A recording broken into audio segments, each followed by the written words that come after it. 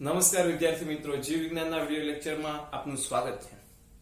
આજના વિડિયોમાં આપણે ઉત્સેચક દ્વારા ઊંચા દરથી થતું રાસાયણિક રૂપાંતરણનો અભ્યાસ જોવાનો છે કે ઉત્સેચક છે એ પ્રક્રિયકને નિપજમાં કેવી રીતે ફેરવે છે એમનો અભ્યાસ આપણે કરવાનો છે। તો મિત્રો, રાસાયણિક કે ચયાપચયિક રૂપાંતર ની અંદર રસાયણ કે જે નિપજમાં રૂપાંતર પામે છે એમને આપણે કહીએ છીએ પ્રક્રિયા, અને S દ્વારા આપણે દર્શાવીએ છીએ।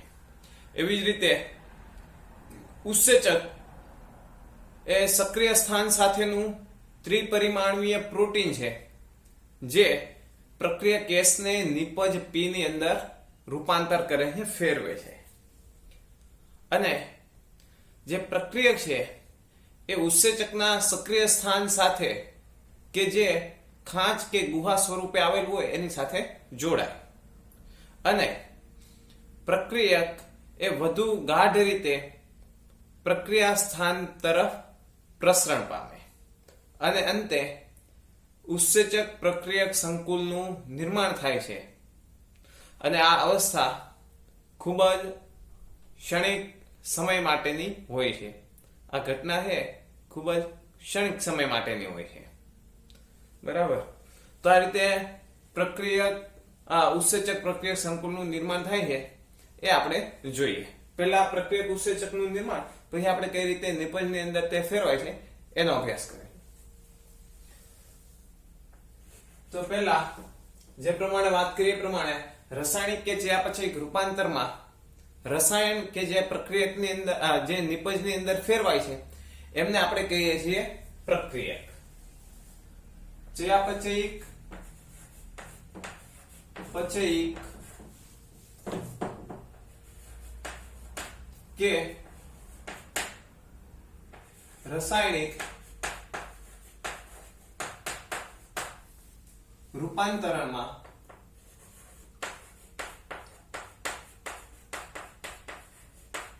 રસાયણ કે જે નિપજમાં નિપજ P માં ફેરવાય છે તેને પ્રક્રિયક S કહે છે। પ્રક્રિયક S કહે છે। તો જેની અંદર S છે પ્રક્રિયક S એ પ્રક્રિયાને અંતે નિપજ P માં ફેરવાય છે।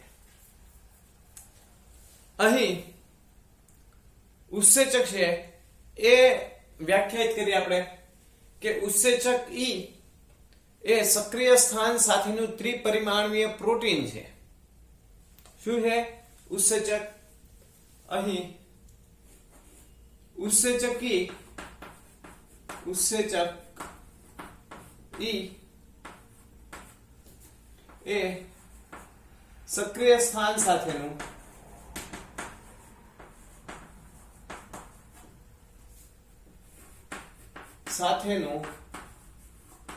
ત્રિપરિમાણીય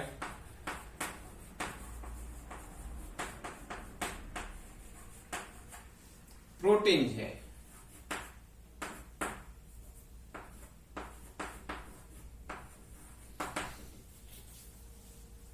અને આ જે પ્રોટીન છે એ પ્રક્રિયકને S માં ફેરવે છે, જે પ્રક્રિયક S ને નિપજ P માં ફેરવે છે। હવે કઈ રીતે ફેરવે એની ચર્ચા કરીએ। કઈ રીતે પહેલા તો સંકુલનું નિર્માણ થાય અને ત્યારબાદ કઈ રીતે પ્રક્રિયક નિપજમાં ફેરવાય છે એની ચર્ચા કરીએ, બરાબર। તો પ્રક્રિયક છે એ ઉત્સેચકના સક્રિય સ્થાન સાથે જોડાય છે, અને સક્રિય સ્થાન છે એ ખાંચ કે ગુહા સ્વરૂપે હોય છે। પ્રક્રિયક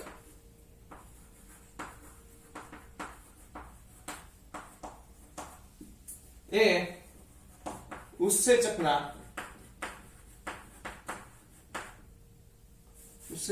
E ના સક્રિય સ્થાન કે જે ગુહા કે ખાંચ સ્વરૂપે આવેલો હોય, ખાંચ કે ગુહા સ્વરૂપે હોય છે, તેની સાથે જોડાય છે.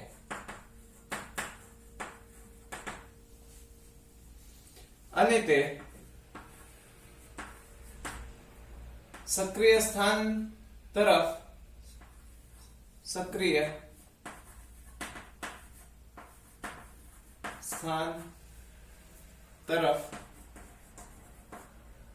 પ્રસરણ પામે છે.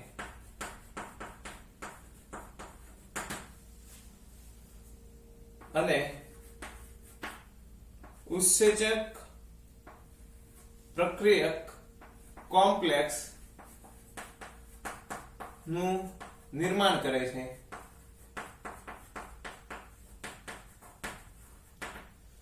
અને આ સંકુલ નિર્માણ થવાનું નિર્માણ ની ઘટના ક્ષણિક સમય માટે હોય છે. ક્ષણિક સમય માટે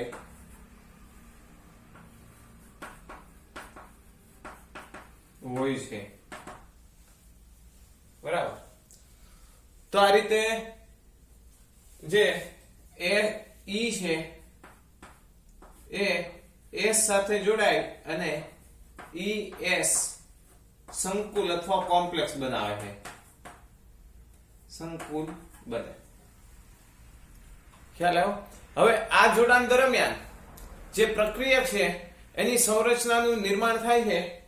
બરાબર. પ્રક્રિયક છે એની અંદર નવી સંરચનાનું નિર્માણ થાય છે, જે સંક્રમણ અવસ્થા કહેવાય છે. અને પછી તરત જ બંધ તૂટે છે અને અથવા તો બંધ નિર્માણ પામે છે. અને પછી એમાંથી નિપજ બને છે અને નિપજ છે એમાંથી મુક્ત થઈ જશે. બરાબર. તો અહીં ES સંકુલ બન્યા પછી આ જોડાણ દરમિયાન S ની નવી સંરચનાનું નિર્માણ થાય છે. આ જોડાણ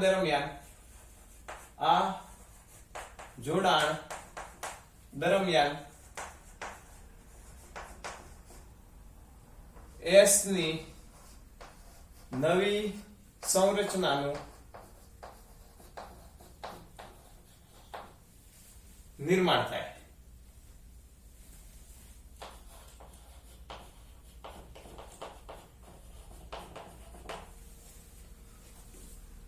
અને આ જે નિર્માણ થવાની જે ઘટના છે એને આપણે કહીશું સંક્રાંતિ અવસ્થા, સંક્રમણ અવસ્થા, જેને સંક્રમણ અવસ્થા કહે છે. સંક્રમણ અવસ્થા કહે છે અથવા તો મધ્યસ્થ અવસ્થા કહેવાય. બરાબર. સંક્રમણ અવસ્થા અથવા તો મધ્યસ્થ અવસ્થા. અને ત્યાર પછી તરત જ બંધ તૂટે કે બને આ અવસ્થા આવે એટલે તરત જ બંધ તૂટે કે નિર્માણ પામે છે. આવું થાય એટલે બંધ તૂટે અથવા નિર્માણ પામે. અને પછી સક્રિય સ્થાન પરથી નિપજ છે એ મુક્ત થઈ. પછી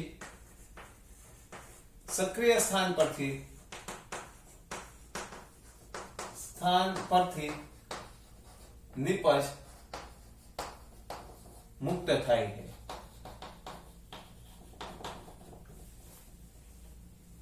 બરાબર. હવે આ સંકુલ બન્યું, એની અંદર બંધ તૂટે એટલે સંકુલ બનશે PEP નું.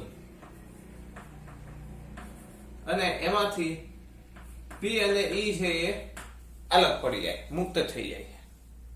બરાબર. તો આ રીતે પ્રક્રિયા, આને આપણે બીજા શબ્દમાં કહી શકીએ, જેને આ રીતે રજૂઆત કરી શકાય. બીજા શબ્દમાં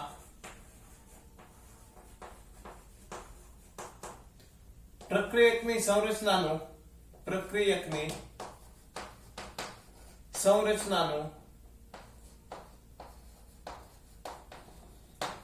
નિપજની સંરચનામાં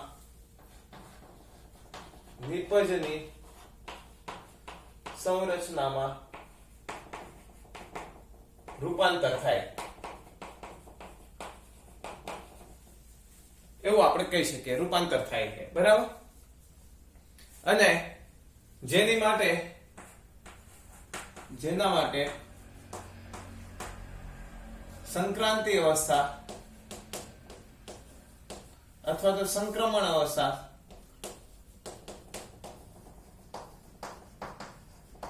આવશ્યક છે.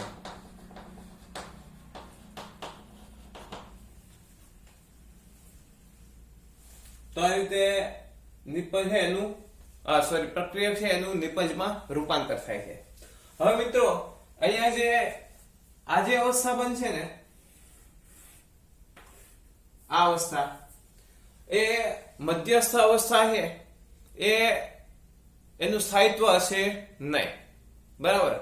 અને આવી અવસ્થા ઘણી બધી હોઈ શકે. વચ્ચે એક જ અવસ્થા બને એવું જરૂરી નથી. ઘણી બધી જુદી જુદી અવસ્થાઓ બનશે. અને આ બધી જ અવસ્થા છે એ કેવી છે? અસ્થાયી. અને અંતે છેલ્લી ઘટના જે સ્થાયી બને છે એનો આધાર કોની ઉપર છે?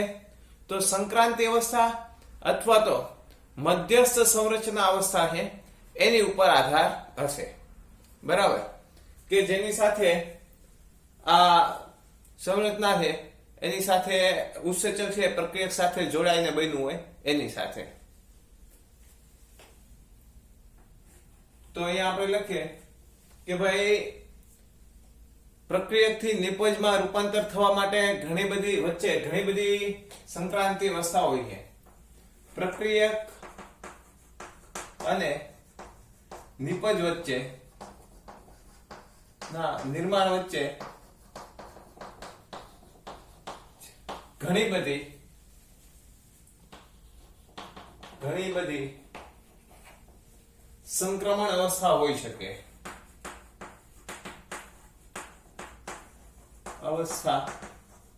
શકે. અને બધી જ અવસ્થા અસ્થાયી છે.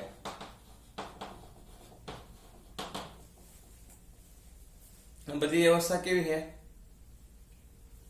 અસ્થાયી. અને સ્થાયિત્વ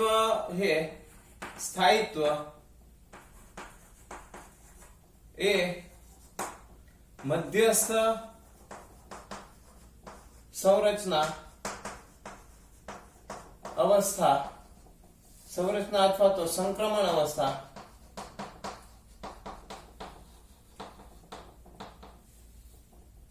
અવસ્થા સાથે જોડાયેલ છે.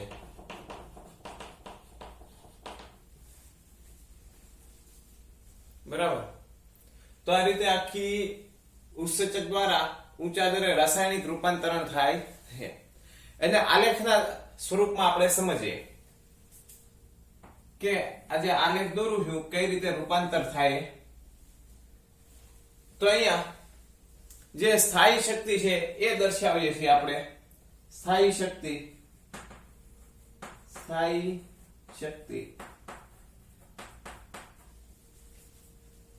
અને આ સાઈડ પ્રક્રિયાની પ્રગતિ દર્શાવીએ.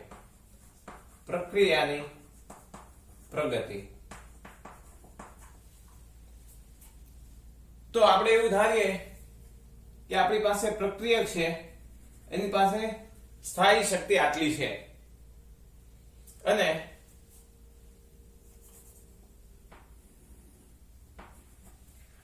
એની અંદર પ્રક્રિયા થાય, એમની વચ્ચે પ્રક્રિયા થાય તો એમાં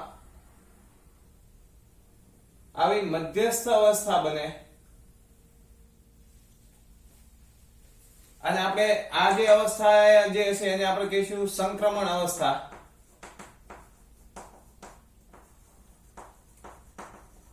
અથવા સંક્રમણ ઉર્જા. બરાબર, આ જે ઉર્જા છે એ સંક્રમણ ઉર્જા છે. આ જે સ્થાયી શક્તિનું મૂલ્ય આટલું છે એ સંક્રમણ ઉર્જા બરાબર છે, સંક્રમણ માટેનું છે. અને આજે અંતે નિપજ બનશે, આ પ્રક્રિયક હશે અહીંયા આટલી ઉર્જા વાળો ને આટલી ઉર્જા વાળી નિપજ હશે, સ્થાયી ઉર્જા વાળો. હવે અહીંયા આપણે જોઈએ છીએ કે હકીકતમાં તો આપણે આ જે ઉર્જા દર્શાવે અહીંયાથી નીચેની, તો હકીકતમાં આટલો તફાવત હોવો જોઈએ. પણ આ જે અવસ્થાની અંદર ઉર્જા છે એ જરૂરી હોય છે, જેને સંક્રાંતિ ઉર્જા કહીએ છીએ. હવે ઉત્સેચક દ્વારા પ્રક્રિયા થાય ને તો ઉર્જાની આટલી બધી જરૂર પડે નહીં, અને આ રીતે પ્રક્રિયા થાય. તો અહીંયા બે સંક્રમણ અવસ્થા જોવા મળે છે આપને. એક આ સંક્રમણ અવસ્થા અને આ સંક્રમણ અવસ્થા. તો આ જે સંક્રમણ અવસ્થા છે અહીંયાથી લઈને અહીંયા સુધીની એ ઉત્સેચક વગરની છે. અને આટલી જે સંક્રમણ અવસ્થા છે એ ઉત્સેચક દ્વારા છે, ઉત્સેચકની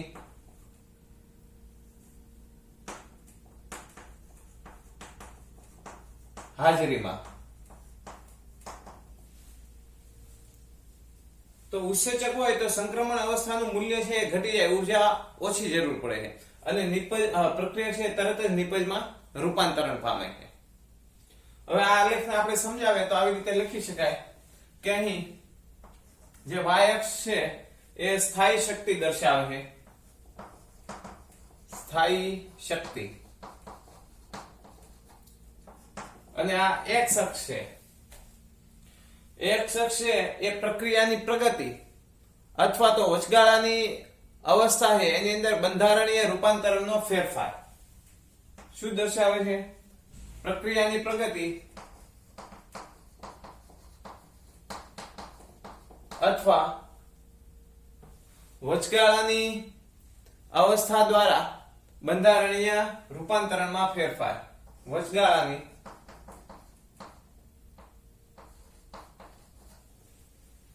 અવસ્થામાં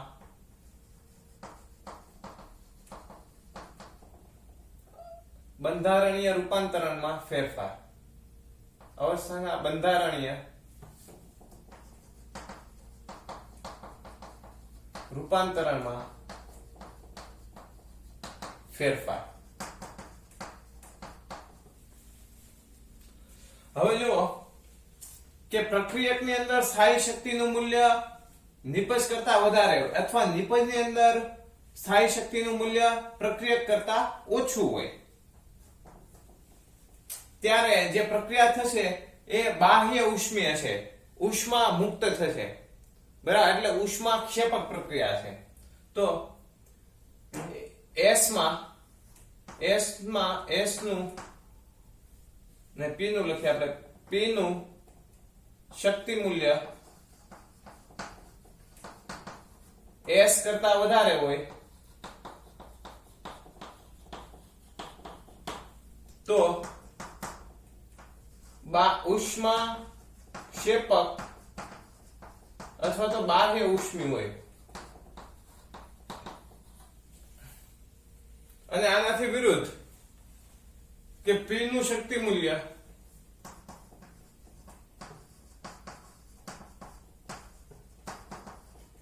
S કરતા વધારે હોય.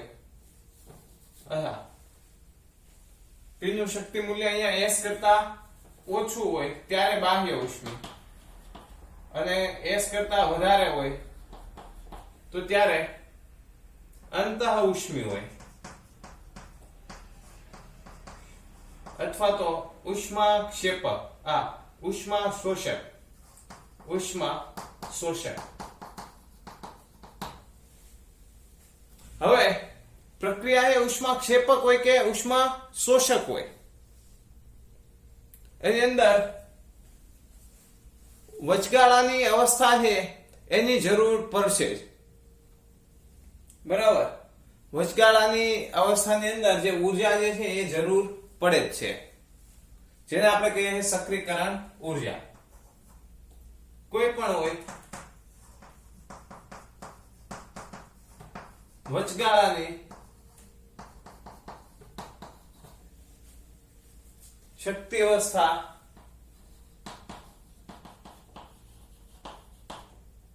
અવસ્થામાંથી પસાર થવું પડે છે, જેને સક્રિયકરણ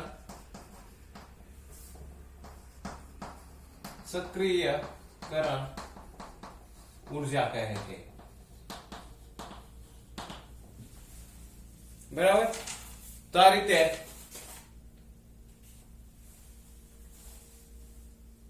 ઉત્સેચક છે એ સક્રિયકરણ ઉર્જા છે એના અવરોધનને ઓછું કરે છે અને ઓછી ઉર્જા દ્વારા S માંથી P માં રૂપાંતર કરે છે. તો આ રીતે રાસાયણિક રૂપાંતરણો થાય છે. ફરીથી મિત્રો આખી જોઈએ કઈ રીતે ઉત્સેચક દ્વારા રાસાયણિક રૂપાંતર થાય એની ચર્ચા. તો રાસાયણિક કે ચયાપચયિક રૂપાંતરણ દરમિયાન રસાયણ કે જે નિપજમાં રૂપાંતર થાય છે એને આપણે કહીએ છીએ પ્રક્રિયક. અને ઉત્સેચક કોને કહીશું? તો ઉત્સેચક છે એ સક્રિય સ્થાન સાથેનું ત્રિપરિમાણીય સ્વરૂપ ધરાવતું પ્રોટીન છે જે પ્રક્રિયકને નિપજમાં ફેરવે છે. અને કઈ રીતે પ્રક્રિયા થશે? તો S એ ઉત્સેચકના પ્રક્રિયક છે એ ઉત્સેચકના સક્રિય સ્થાન કે જેને આપણે ખાંચ કે ગુહા સ્વરૂપે જોઈએ છે એની સાથે જોડાય છે અને એની તરફ પ્રસરણ પામે છે. અને ઉત્સેચક પ્રક્રિયક સંકુલનું નિર્માણ કરે છે. અને આ સંકુલ નિર્માણ થવાની ઘટના છે એ ક્ષણિક જ હોય છે, થોડા સમય માટેની જ હોય છે. અને આ જોડાણ દરમિયાન જે પ્રક્રિયક છે એની નવી સંરચનાનું નિર્માણ થશે, જે અવસ્થાને આપણે કહીશું સંક્રમણ અવસ્થા. અને ત્યારબાદ પ્રક્રિયકના બંધ તૂટે અથવા તો નવા બંધનું નિર્માણ થાય. અને ત્યારબાદ જે નવો ઘટક બન્યો છે, જે નિપજ છે, એ ઉત્સેચકમાંથી મુક્ત થશે. આમ બીજા શબ્દોમાં આપણે કહીએ તો આ પ્રક્રિયાની અંદર પ્રક્રિયકની સંરચનાનું નિપજની સંરચનામાં ઉત્સેચક દ્વારા રૂપાંતરણ થાય છે અને જેની માટે સંક્રમણ અવસ્થા છે એ આવશ્યક છે. તો પ્રક્રિયકથી નિપજ બનવા માટેની જે વચગાળાની અવસ્થા છે, સંક્રમણ અવસ્થા છે, એ ઘણી બધી હોઈ શકે અને બધી જ કેવી છે